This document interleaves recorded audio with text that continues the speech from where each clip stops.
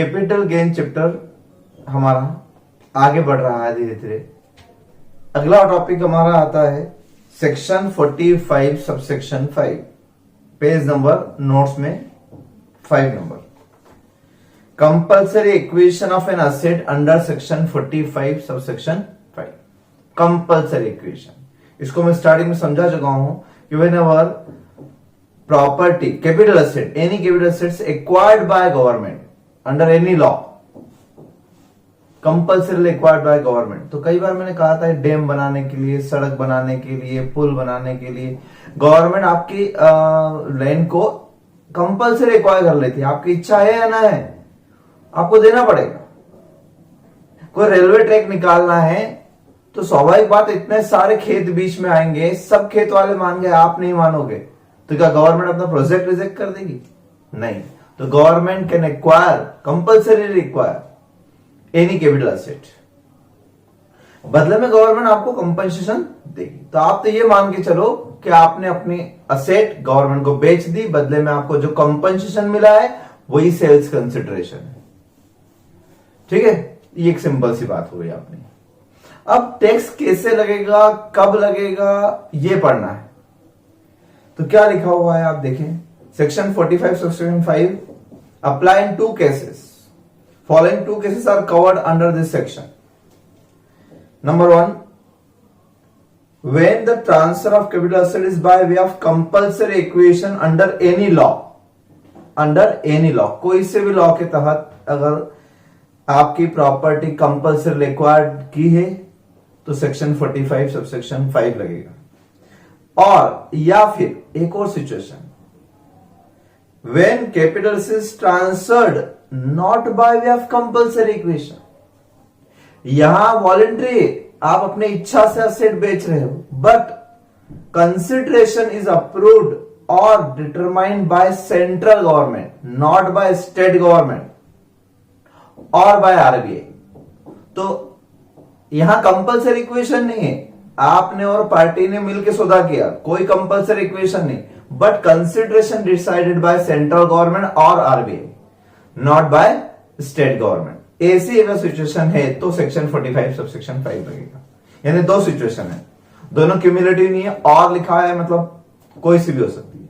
वैसे ज्यादातर फर्स्ट वाली ही रहेगी, मतलब आप इसको कंपल्सरी इक्वेशन के नाम से ही याद रखते हैं लोग। टैक्सेबिलिटी की बात करते हैं। इनिशियल कंपनसेशन, इनिशियल कंपनसेशन और एडिशनल कंपनसेशन, 2 वर्ड आएंगे, इनिशियल और एडिशनल। एडिशनल का एक और नाम होता है एनहांस्ड कंपनसेशन। कई बार क्या होता है, जैसे आपकी जमीन गवर्नमेंट ने ले ली, गवर्नमेंट ने कंपनसेशन इनिशियली डिसाइड किया, initial means at the beginning, at the time of acquisition, compensation decided by government, suppose 10 lakh, but आप इससे डिसएग्री हैं, तो हम क्या करेंगे? अगर आपको लगता है कंपनसेशन कम है, 10 लाख रुपए बहुत कम दे रही, तो you can file appeal against government order. तो आप इसके खिलाफ अपीलेट अथॉरिटी में या हाई कोर्ट में, सुप्रीम कोर्ट में, जो भी कोर्ट है या जो भी जजमेंटल अथॉरिटी है, वहां पर आप इसके लिए केस दायर कर सकते हैं। ठीक, सपोज आप केस जीत गए, आज से 2 साल 4 साल 5 साल बाद, केस बहुत लंबे चलते हैं हिंदुस्तान में, और खासतौर से लैंड एंड बिल्डिंग से रिलेटेड तो बहुत ही ज्यादा। और कई बार तो ऐसी सिचुएशन आती है कि जिसने केस लगाया उसकी डेथ हो गई, तब केस जीते, तो कंपनसेशन लीगल रिप्रेजेंटेटिव के हैंड्स में आया। तो अब हम इन सब का टैक्स स्टेटमेंट क्या करेंगे, ये सीखना है कि इनिशियल जो हुआ उसका क्या टैक्स स्टेटमेंट होगा, एडिशनल जो मिला आज से कुछ साल बाद उसका क्या होगा। कई बार ऐसा भी होता है कि केस रिवर्स हो जाता है और हमें उल्टा कंपनसेशन लौटाना पड़ जाता है, हमने ज्यादा ले लिया था गवर्नमेंट से, वापस लौटाना पड़ा। तो 3 स्टेप में बताता हूं मैं, इनिशियल, फिर एनहांस कंपनसेशन और फिर reduce compensation, means refund of compensation. इन सब का टैक्स स्टेटमेंट, और अगर डेथ हो जाती है तो लीगल हेयर्स के हैंड्स में क्या टैक्सेबल होगा ये देखते हैं। ठीक है, इसके लिए हम इसको समझने के लिए रूल्स तो आप एक बार पढ़ के देख लेना, है ना, लेकिन इसको समझने के लिए मुझे प्रैक्टिकल क्वेश्चन पर आना पड़ेगा। तो पेज नंबर सिंघानिया में पेज नंबर 312, 312 पेज नंबर पर आए, 312 पेज नंबर पर आप देखें क्या लिखा है P1 में, the central government acquire house property on by X on 17th October 2015. The property was purchased on April 10, 2007 for 3 lakh. तो परचेस कब की थी इन्होंने प्रॉपर्टी को? अप्रैल 10, 2007. अप्रैल 10, 2007 में प्रॉपर्टी एक्वायर की. कॉस्ट कितनी थी? 3 लाख रुपए, 3 लाख. ठीक है. एंड एक्वायर्ड कंपल्सरी इक्वेशन कब हुआ? कंपल्सरी इक्वेशन हुआ इसका government acquire house property on by X on 17th October 2015. 17th October 2015. यहां पर कंपल्सरी एक्वेशन बाय गवर्नमेंट ने इसको कंपल्सरी एक्वायर कर लिया. तो एक तरीके से यही हो गई आपकी डेट ऑफ ट्रांसफर. इसी को कहेंगे हम date of transfer. Date of transfer of capital asset. तो सही मायने में कैपिटल असेट आपकी यही ट्रांसफर हो गई थी. कंपनसेशन के बारे में देखते हैं क्या लिखा था. Central government award 16 lakh compensation out of which 1 lakh is received on May 4, 2019. तो इनिशियल कंपनसेशन कितना? 6 लाख रुपए का हुआ. उस 6 लाख रुपए में से 1 लाख रुपए आपको कब मिल गए? 1 लाख रुपए आपको मिल गए यहां पर May 4, 2019 में, 4 मई 2019 को मिल गए. बाकी के 5 लाख रुपए, सॉरी 16 लाख है, तो बाकी के 15 लाख रुपए कब हुए? 15 lakh इज रिसीव्ड ऑन 1 अप्रैल. ये 15 लाख रुपए 1 अप्रैल 2020. 2020 तो नेक्स्ट ईयर हो गया. 2020 तो नेक्स्ट ईयर हो गया ना. नेक्स्ट ईयर हो गया यानी कि ये 2021 हो गया. तो प्रीवियस ईयर. और ये प्रीवियस ईयर कौन सा हो गया? ये प्रीवियस ईयर 1920 हो गया. ठीक है. फिर आगे चलते हैं. Expenditure incurred by x for getting compensation 2000 रुपए एक्सपेंसेस, लीगल एक्सपेंसेस लगे 2000 रुपए फॉर गेटिंग कंपनसेशन. और आगे क्या हुआ? आगे लिखा हुआ being aggrieved against the award x file an appeal. अब एक्स को ये 16 लाख रुपए कम लग रहा है, इसलिए उसने क्या किया? अपील फाइल कर दी कोर्ट में. The Bombay high court as per order dated 1 August 2021 enhance the compensation from 16 lakh to 28 lakh.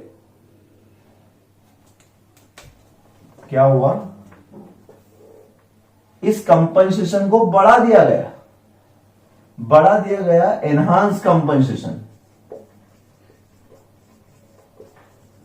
Compensation from 16 lakh to 16 lakh रुपए से कितना बढ़ाकर कर दिया गया? 28 लाख रुपए कर दिया गया. तो ये बढ़ा हुआ कंपनसेशन कब मिला उसे? लीगल एक्सपेंडिचर हुए इसमें 10,000 रुपए. इस केस में भी लीगल एक्सपेंसेस हुए 10,000 रुपए. और मिला कब ये? X receive the additional compensation 12 lakh इन अप्रैल 2022. ये जो 12 लाख रुपए मिले इसको additional compensation received.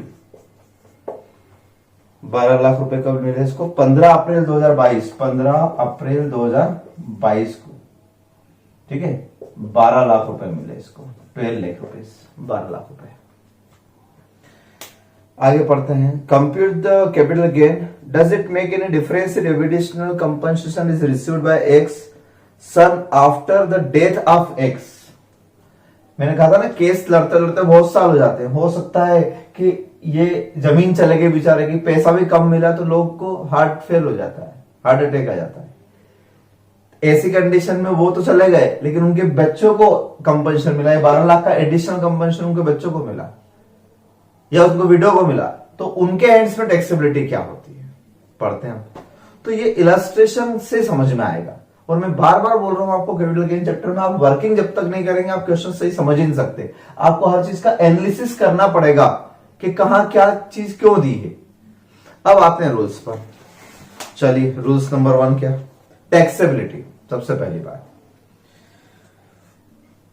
Initial compensation is taken as full value of sales consideration. Initial compensation कितने लाख रुपए? इनिशियल कंपनसेशन था 16 lakh rupees. Is taken as full value of consideration, पूरा consideration इसी को मानेंगे, यानी इसी को हम सेल्स कंसिडरेशन मानेंगे। तो हम कंप्यूटेशन करते हैं, sales consideration is initial compensation कितने लाख रुपए? 16 लाख रुपए। ठीक है। And taxable in the previous year, अब ध्यान से सुनना, taxable in the previous year in which initial compensation और part thereof is first received. Underline कर लेना, स्टार बना लेना। किस ईयर में टैक्स लायबिलिटी आएगी? गवर्नमेंट ने हमारी जमीन एक्वायर तो 15 में की थी, अक्टूबर 15 में कंपल्सरी एक्वायर की थी, तो सही मायने में डेट ऑफ ट्रांसफर तो यही है, इसी दिन एसेट ट्रांसफर होगी। और अपने सेक्शन 45 के हिसाब से capital gain arise in the year of transfer, तो कायदे से कैपिटल गेन यहां अराइज होना चाहिए। बट नहीं, एक्चुअली आपको कंपनसेशन मिला नहीं था, इसलिए टैक्स लायबिलिटी पोस्टपोन कर दी। कब तक के लिए? व्हेन इनिशियल कंपनसेशन और part thereof first received. तो इनिशियल कंपनसेशन 16 लाख या उसका कोई हिस्सा 1000 रुपए भी अगर है, तो कब मिला वो? फर्स्ट टाइम, पहली बार कब मिला? फर्स्ट रिसीव्ड 4 मई 19, यानी कौन से ईयर में? 19-20 में। जब 19-20 में मिला है तो आपको भी अकाउंट टैक्स लायबिलिटी किस ईयर में आएगी? 19-20 में। ये बड़ी चीज है। और पूरे 16 लाख रुपए को हम सेल्स कंसिडरेशन मानेंगे। अब आप सोचोगे सर मिले तो 1 लाख, मैं भी कुछ नहीं कर सकता। मैंने कहा कई रूल्स ऐसे बने। होना ये था कि 1 लाख पर यहां टैक्स लगना था, 15 लाख पर नेक्स्ट ईयर 20-21 में लगना था। जब पैसा है तब लगना था टैक्स, तो बहुत इजी रूल हो जाता, आपको आसानी से समझ में आ जाता। बट लिखा है, मैं भी क्या कर सकता हूं, लॉ में लिखा हुआ है initial compensation will be the full value of consideration and taxable in the year when initial compensation और part thereof first received. जब भी पहली बार मिलेगा उस ईयर में टैक्स लायबिलिटी अराइज होगी, तो ईयर ऐसे डिसाइड होगा और वैल्यू कैसे डिसाइड होगी? तो वैल्यू जो भी इनिशियल होगी वो पूरी वैल्यू मानेंगे, उसी को फुल वैल्यू मानेंगे, टुकड़े नहीं करेंगे उसके। पैसा टुकड़ों में मिलेगा लेकिन आपको लिखना पूरा 16 लाख रुपए। ठीक, ये बड़ी अजीब सी बात थी इस केस में। ठीक है, अब जो बोला है तो मानना पड़ा। तो 19-20 ईयर ले लिया मैंने फर्स्ट, और पूरे 16 लाख रुपए ले लिए। अलग अलग करने की जरूरत नहीं है। लेस सेलिंग एक्सपेंसेस, तो यहां सेलिंग एक्सपेंसेस में ये लीगल एक्सपेंसेस जो आते हैं केस वेस लड़ने के अलाउड रहते हैं, ये 2000 रुपए ये माइनस कर देंगे, बचे 15,98,000। इसमें से हम क्या लेस कर देंगे? Cost of acquisition and cost of improvement. Capital gain का फॉर्मेट तो बहुत इजी, आप बस ये ढूंढते आया करो। अब cost of acquisition long term है कि शॉर्ट टर्म? तो from the date of purchase to the date of transfer, long term short term इन दो डेट से गिनेंगे। कैलकुलेशन 19-20 में हो रहा है क्योंकि उन्होंने पोस्टपोन कर दिया टैक्स लायबिलिटी, वरना सही मायने में लॉन्ग टर्म शॉर्ट टर्म के जो 36 महीने 24 महीने 12 महीने आप गिनते हो, वो from the date of acquisition to the date of transfer गिनते हैं। तो यहां से लेके यहां तक तो ये देखो आप 24 महीने से ज्यादा हो रहा है। लैंड एंड बिल्डिंग में कितने महीने का रूल है? 24 महीने का रूल। तो 24 महीने से ज्यादा हो रहे हैं, इसलिए क्या है? लॉन्ग टर्म है। और लॉन्ग टर्म है तो इंडेक्स कॉस्ट हो जाएगी, इंडेक्स कॉस्ट ऑफ एक्विजिशन। अब कॉस्ट क्या मानेंगे? तो 2007 में कॉस्ट 3 लाख थी तो 3 लाख लेंगे। डिवाइड किससे करेंगे? तो ये कौन सा ईयर है? 7-8। तो 7-8 का इंडेक्सेशन हम देख लेते हैं। 7-8 का इंडेक्सेशन क्या था अपना? 129 था। फिर यहां फिर झंझट। अब तक हर क्वेश्चन में हम 289 से इंटू करते हैं, लेकिन मैंने कहा था 3 एक्सेप्शन बताऊंगा। एक कल बताया था मैंने आपको, conversion of stock capital asset into stock in trade. वहां पे भी हम इंडेक्शन कन्वर्जन वाले ईयर तक करते हैं, क्योंकि कन्वर्जन होता है उसी को डेट ऑफ ट्रांसफर मानते हैं, तो कायदे से टैक्स वही लग जाना चाहिए। सेम ऐसा सेक्शन था वो भी। कन्वर्जन में टैक्स नहीं लगता कभी टैक्स जब एक्चुअली बिकती है वो, लेकिन इंडेक्शन हम कहां तक करते हैं? बस वहीं तक। ऐसे यहां पर भी टैक्स 19-20 में निकाला, लेकिन सही मायने में ट्रांसफर तो 15 में हो चुका था ना, 15-16 में। तो 15-16 का इंडेक्स हमारा है 254।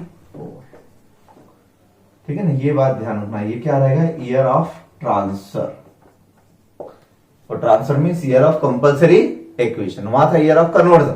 ये दो एक्सेप्शन, तीसरा एक और आएगा भी आपको। ठीक है, ये एक बात खास ध्यान रखना। अब यहां पर इंटू करने के बाद हो गया 590 698, 590 698, 590 698, ये आपका इंडेक्सेशन हो गया। तो 10,07,302, 10,07,302 रुपए, ये आपका लॉन्ग टर्म कैपिटल गेन आ गया फॉर 1920। ये कंसेप्ट है। तो इस फर्स्ट पैराग्राफ में हमने क्या चीज सीखी है, बड़े काम की चीजें सीखी। नंबर 1, सेल्स कंसेंट किससे लेना है, तो पूरे इनिशियल कंपल्शन को लेना है, एक बार। दूसरी बात, टैक्स लायबिलिटी किसी ईयर में अराइज होगी तो when initial compulsion or part there or first time received, पहली बार जब मिले, भले 1000 रुपए में मिलता, 100 रुपए में मिलता, तो पहली बार जब मिलेगा तब पूरे 16 लाख टैक्सेबल हो गए। ठीक, इंडेक्शन कहां तक का होगा, तक in date of transfer means year of compulsory acquisition on, ये बात क्लियर। इस साल की टैक्स लायबिलिटी कंप्लीट। ठीक है, मैंने यहां फॉर्मूला भी दिया, वैसे आप देखो नोट्स में लिखा भी है नीचे, cost of equation, index cost of the year in which asset is transfer. फिर क्या लिखा हुआ, आगे चलते हैं। एनहांस कंपनसेशन, अब बात करते हैं एनहांस कंपनसेशन। ठीक, ये तो हुआ फर्स्ट इनिशियल कंपन। एनहांस कंपनसेशन के बारे में क्या लिखा है, it shall be taxable in the previous year in which it is received. जिस ईयर में रिसीव्ड हो उस ईयर में टैक्स लायबिलिटी लगा दो, बस सिंपल सा। एक लाइन आगे की हट गई, even if appeal is pending in any court और ट्रिब्यूनल। ये अमेंडमेंट मतलब ये लाइन कट चुकी, तो आप सिंपल याद रखोगे इन द ईयर ऑफ रिसिप्ट। किस ईयर में रिसीव्ड हुआ है, 16 लाख से 28 लाख कर दिया उन्होंने, और रिसीव कब हुआ है, 15 अप्रैल 2022 को रिसीव हुआ। तो 15 अप्रैल 2022 के दिन हम इसको टैक्सेबल कर देंगे।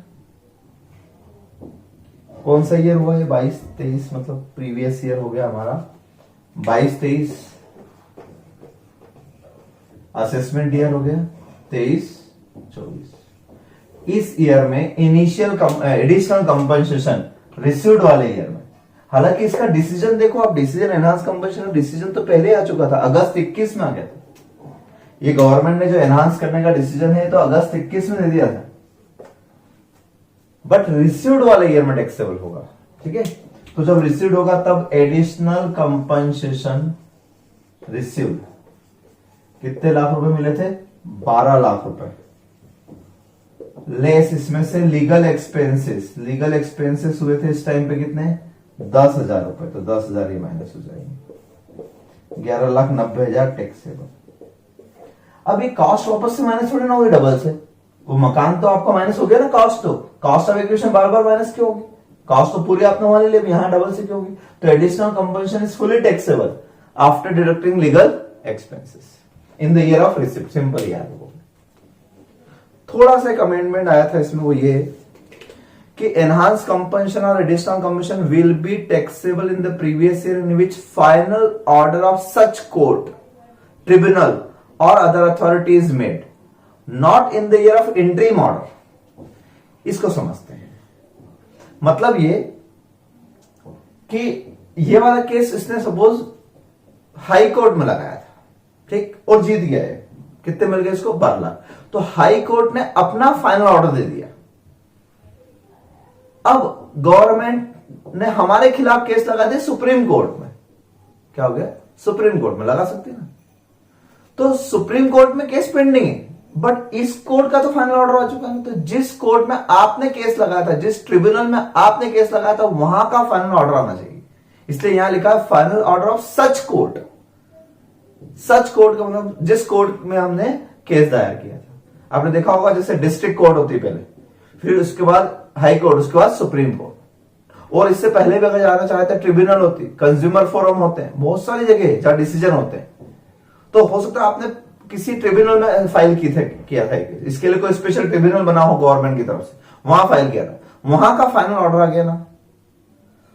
अब उसके बाद भले अपील पेंडिंग है हाई कोर्ट में या सुप्रीम कोर्ट में, वो चलेगा। तो फाइनल ऑर्डर का मतलब ये होता है कि final order of that court. तो सर इंटरिम ऑर्डर का मतलब क्या होता है? तो इंटरिम ऑर्डर का मतलब ये होता है कि कई बार, जैसे मैंने हाई कोर्ट में केस लगाया, मैंने हाई कोर्ट में ही पहले इंटरिम ऑर्डर आ गया, यानी हाई कोर्ट ने फाइनल डिसीजन देने से पहले ही एक इंटरिम ऑर्डर पास करके गवर्नमेंट से कहा कि आप इनको फटाफट 12 लाख रुपए दो। केस कुछ, हर केस सिचुएशन अलग अलग रहती है। तो अगर गवर्नमेंट को, जज को ऐसा लगता है कि यह कंपनसेशन तुरंत देना चाहिए तो तुरंत कंपनसेशन दिया जाए, ठीक है ना। अब कोर्ट सुनवाई जारी रख रही, कंटिन्यू है। अब गवाह आएंगे, सुनवाई होगी, फिर फाइनल ऑर्डर आएगा। तो अगर ऐसी सिचुएशन हो तो इंटरिम ऑर्डर के टाइम पर जो पैसा मिलता है वो टैक्सेबल नहीं होता है, जब तक कि फाइनल ऑर्डर ना आ जाए। क्लियर है बात?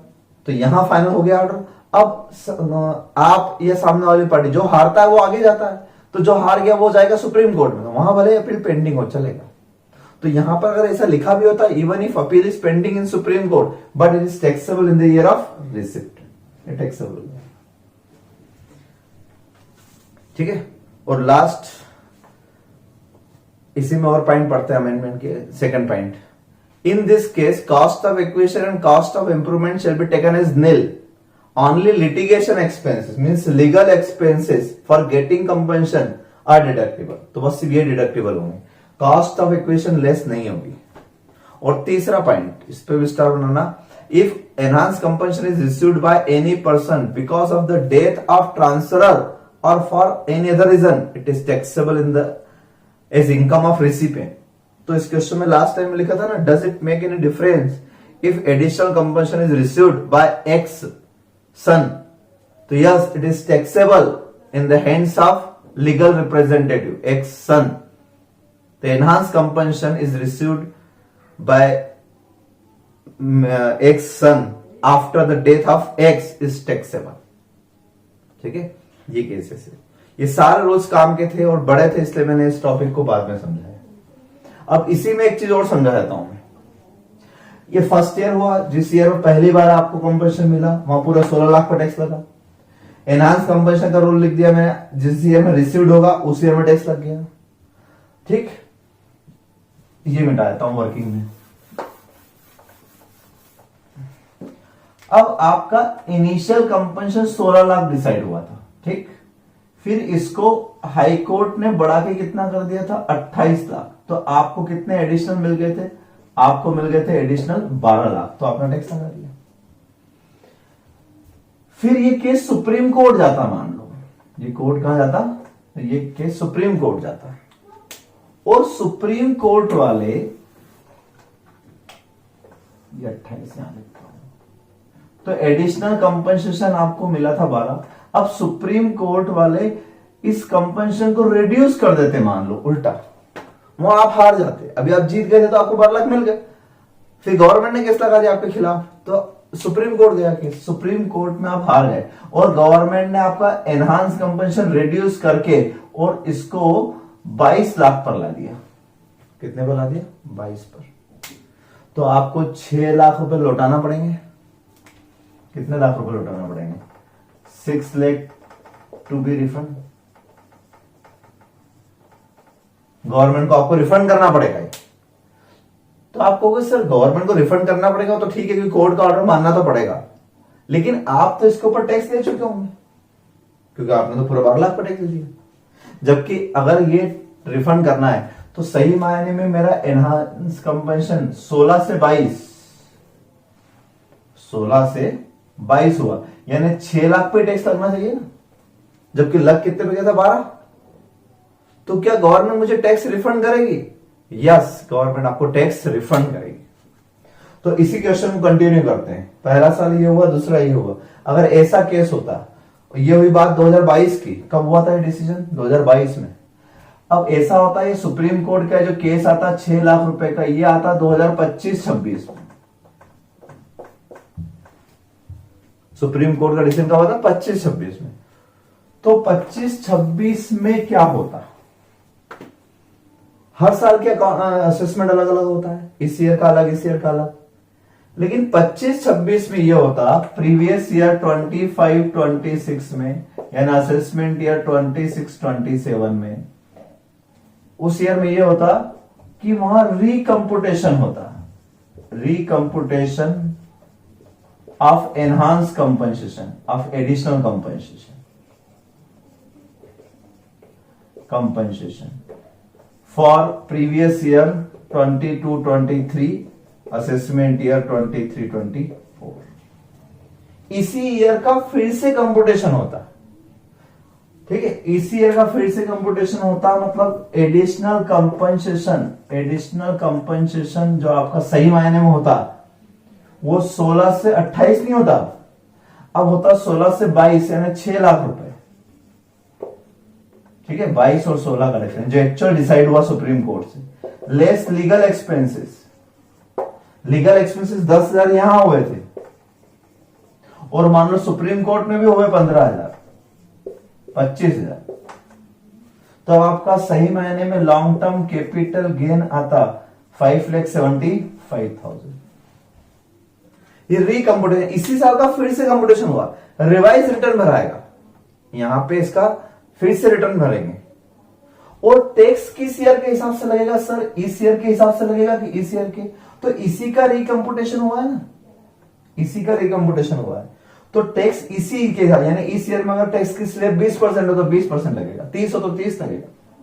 तो कैलकुलेशन 25-26 में होगा, लेकिन 25-26 के टैक्स के रेट से नहीं होगा, 25-26 के टैक्स के रेट से नहीं होगा, 22-23 के रेट से होगा। ये होता है रिड्यूस कंपनसेशन, मतलब एनहांस कंपनसेशन रिड्यूस के बारे में, ठीक है। और कभी भी ये कंपनसेशन 16 से कम पे नहीं जाएगा, ध्यान रखना। इनिशियल कंपनसेशन तो फिक्स रहता है, लड़ाई इनिशियल की नहीं थी 16 लाख की, लड़ाई थी 12 लाख की, हमने 12 लाख ले लिए, गवर्नमेंट ने बोला गलत ले लिए, तो लड़ाई 12 की थी। तो कभी भी ये ऐसा नहीं होगा कि आपसे 16 के अंदर चले जाए, इसलिए इनिशियल ईयर को कुछ भी डिस्टर्ब नहीं करना है। सिर्फ किस ईयर में होगा? इस ईयर का रिकम्पुटेशन होगा when final order pass by supreme court. इस चीज को सीखने के लिए आप आगे देखेंगे,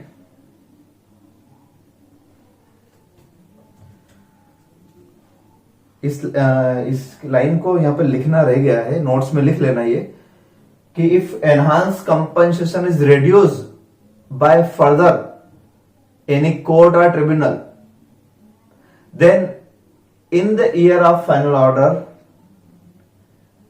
tax liability recomputed for the same year when additional compensation is received, and tax rate applicable of that year in which first time additional compensation is received।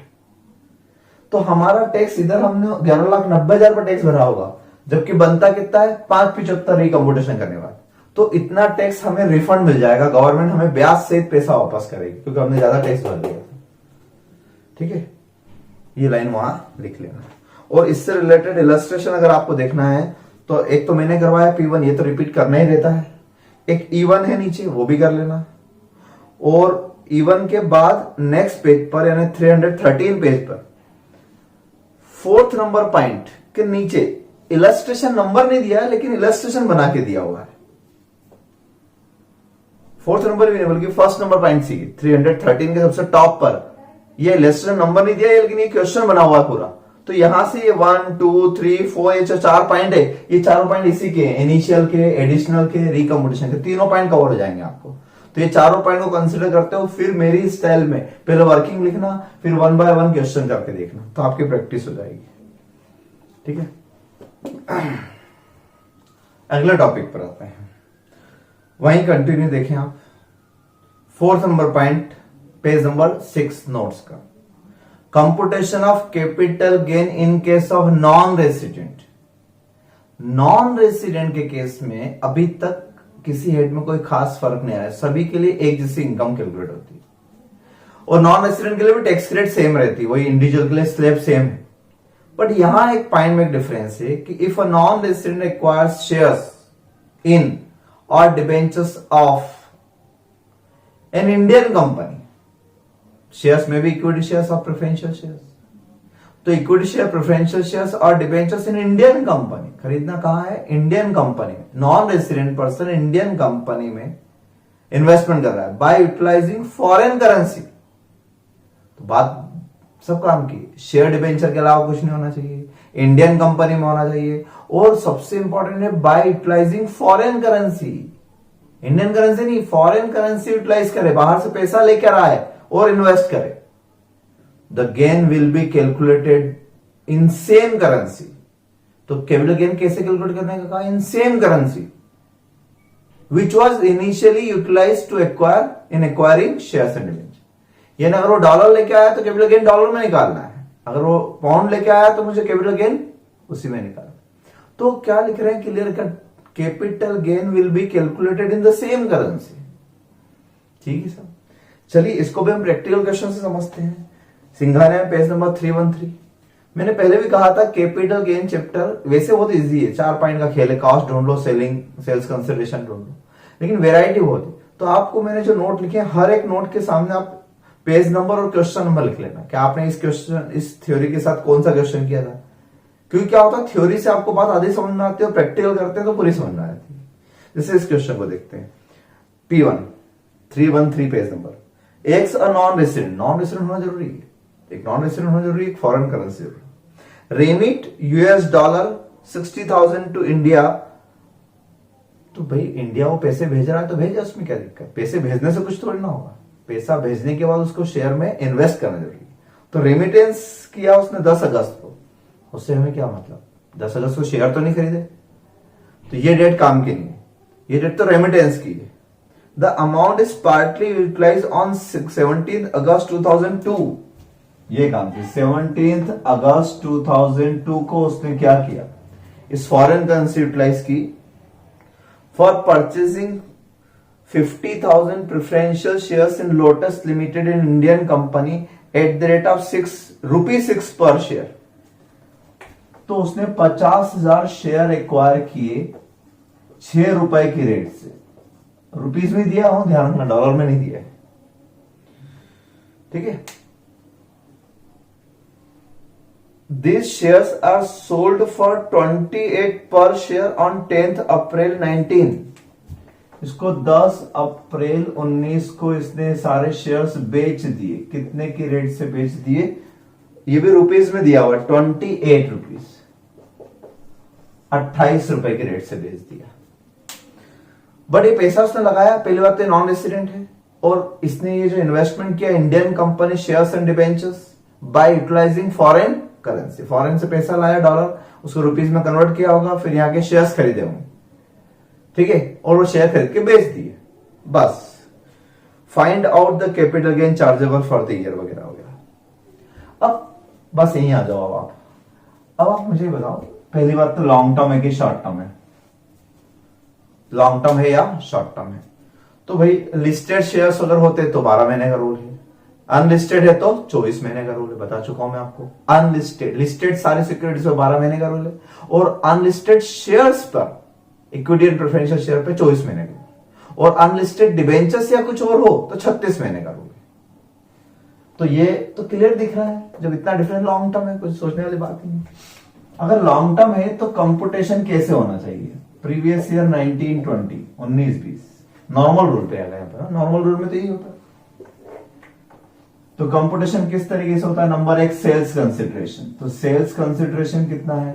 इसने बेचे हैं 50,000 शेयर्स ₹28 की रेट से, 28। तो ₹28 की रेट से बेचे हैं, इसका मतलब ये हो गया आपके 14 लाख रुपए के।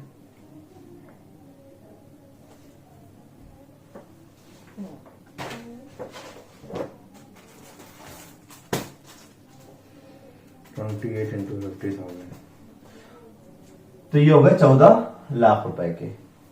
ये रुपीज में चल रहा है अभी ये सारा खेल किस में चल रहा है? रुपीज में चल रहा है। फिर लेस क्या करेंगे हम? Expenses on transfer. तो एक्सपेंसेस तो मेरे हिसाब से इस क्वेश्चन में कुछ दिए नहीं है, कुछ भी एक्सपेंसेस नहीं है। Less long term is index cost of acquisition, है ना। लेकिन एक बात मैंने आपको बताई थी, याद करो, कि नॉन रेसिडेंट असेसी को मैं आपको नोट्स पर ले चलता हूं, और आपकी भी आदत ये होना चाहिए कि आप बार बार नोट्स के उस पॉइंट पे आए तो समझ में अच्छा आता है, आलस मत किया करो। मैंने आपको पेज नंबर 3 पर indexation is not available in case of long term capital asset, ये हेडिंग बताया। Means asset is long term but indexation not available. Long term होने के बावजूद भी उसमें एक बॉन्ड्स और डिवेंचर्स था, तो जितने भी डिवेंचर के क्वेश्चन आप करोगे वहां आपको लॉन्ग टर्म होने के बावजूद भी इंडेक्सेशन नहीं मिलेगा। देखना, डेप्रिशिएबल असेट को तो हमेशा आप शॉर्ट टर्म मानते हैं।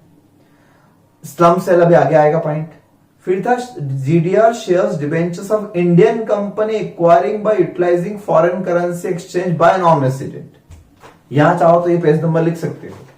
तो नॉन रेसिडेंट के केस में इंडेक्सेशन फैसिलिटी नॉट अवेलेबल, ये बात मैंने समझाई थी आपको, ठीक है। तो इस केस में हम लिखेंगे कि indexation is not available even if capital asset is long term. Long term होने के बावजूद भी आप इंडेक्सेशन नहीं देंगे, एक बात याद। और रीजन डिटेल पूरा लिखना हो तो because assessee is non resident and acquiring shares in Indian company by utilizing foreign currency. पूरा लिख के रखोगे तो याद अच्छे से रहेगा। तो इस नोट को यहां ना लिखते हुए नीचे लिख लेना, या एग्जाम में भी यहीं पे लिख सकते हो, ठीक है। चलिए, तो इंडेक्शन नहीं लेता हूं तो कॉस्ट ले लेता हूं। कॉस्ट कितनी है? 3 लाख रुपए।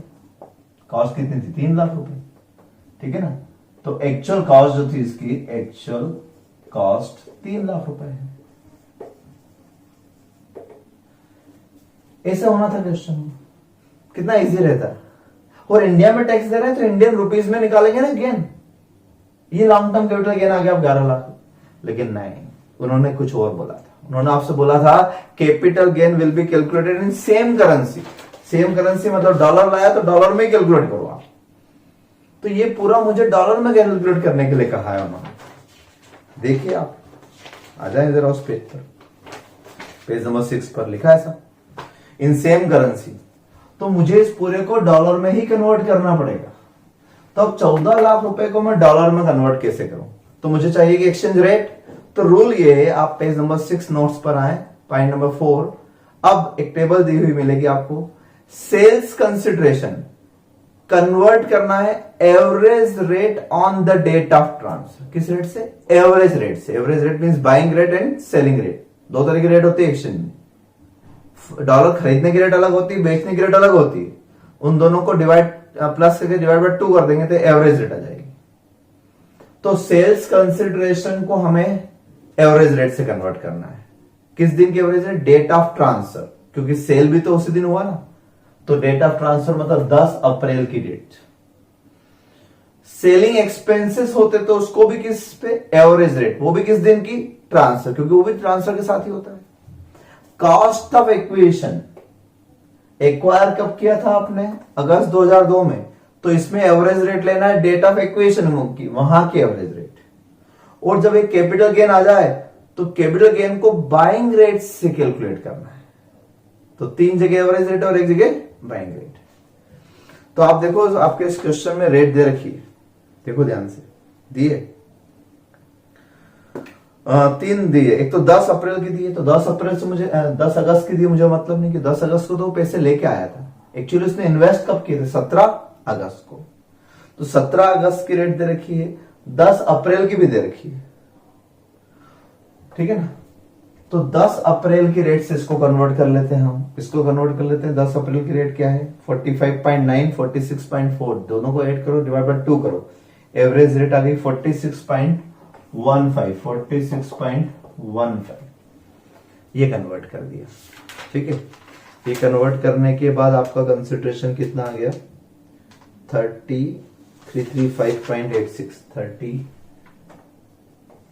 3335.86 डॉलर में। सेलिंग एक्सपेंसेस होता तो उसको भी 46.15 से करता, क्योंकि सेल्स और सेलिंग एक्सपेंस साथ में होते हैं। तो ये डेट ऑफ ट्रांसफर से चलेंगे। कॉस्ट ऑफ एक्विजिशन, और इंप्रूवमेंट हो ही नहीं सकता, शेयर्स के क्वेश्चन होंगे डेफिनेटली, तो इंप्रूवमेंट होता ही नहीं शेयर्स के केस में। अब यहां पर एवरेज रेट क्या हो जाएगी आप देखें तो 17 अगस्त 2002, 17 अगस्त की एवरेज रेट आपकी, 17 अगस्त की रेट 1840 और 1930 का एवरेज 18.85। इसको कन्वर्ट कर लिया मैंने तो 15915.12। तो ये आ गया लॉन्ग टर्म कैपिटल गेन कितना 14420.74। लेकिन ये डॉलर में आया, आप समझे। अब मुझे टैक्स तो रुपीस में देना है ना, तो इसको रुपीस में कन्वर्ट कैसे करेंगे। तो आखिरी लाइन में क्या लिखा था नोट्स में रुपीस में कन्वर्ट करने के लिए, buying rate of date of transfer. Date of transfer की बाइंग रेट यानी कि 10 अप्रैल की बाइंग रेट है 45.90 रुपए। तो इस डॉलर को मैं 45.90 से इंटू कर देता हूं 45.90। ये बाइंग रेट है, बाइंग रेट, ठीक है। ये सब एवरेज रेट थी, ये एवरेज रेट थी, ये भी एवरेज रेट थी, बाकी सब जगह एवरेज लेना है। लास्ट में बाइंग रेट लेना है as on date of transfer, as on date of transfer, ठीक है। तो 45.90 से इंटू कर देंगे तो long term capital gain rupees में आ जाएगा आपका 661,912, ठीक है। कैलकुलेट करके देख लो आप 14,420.74 इंटू 45.9, ठीक है। ये टैक्स है। तो स्टेप समझ लेना आप अच्छे से, है ना। क्या करना समझ में बात कि आपको करना उसी स्टाइल में सेम, कुछ भी फर्क नहीं। फर्क एक है, नंबर एक तो इंडेक्शन नहीं होगा, एक बात। नंबर 2 कन्वर्जन करके और सेम करेंसी में लाना capital gain, sales, selling expenses, cost of equity सब डॉलर में लिखना है, आखिरी में रुपीस में कन्वर्ट करना है। स्टेप समझ लेना। ऐसा क्यों सर, इंडेक्शन क्यों नहीं होता। तो एक तरीके से आप ध्यान से देखो कि ये फॉरेन एक्सचेंज लाया, इसका मतलब एक्सचेंज की रेट से ऑटोमेटिक इन्फ्लेशन एडजस्ट हो गया ना उसमें, तो हमें अलग से कुछ करने की जरूरत नहीं। तो नॉन रेसिडेंट के केस में आप हमेशा ध्यान रखेंगे इंडेक्सेशन नॉट अवेलेबल। ये एक बहुत बढ़िया क्वेश्चन हो गया आपका, ठीक है। आज 2 पॉइंट समझाए मैंने, दोनों के कोई खास क्वेश्चन नहीं है, दोनों ये वाला पॉइंट इतना एमपी नहीं है, लेकिन कंपलसरी इक्वेशन वाला पता है एमपी पॉइंट है। तो आप दोनों के क्वेश्चन जो मैंने करवाए वो भी कर लें, जो सिंघाने में दिए वो भी कर लें, और स्टडी मटेरियल में अगर स्पेशली इस पे कोई क्वेश्चन बनाया हुआ हो नॉन रेसिडेंट पे तो वो भी कर लें, ठीक। आगे चलेंगे हम मिसलेनियस टॉपिक की ओर अगले वीडियो में। Thank you so much.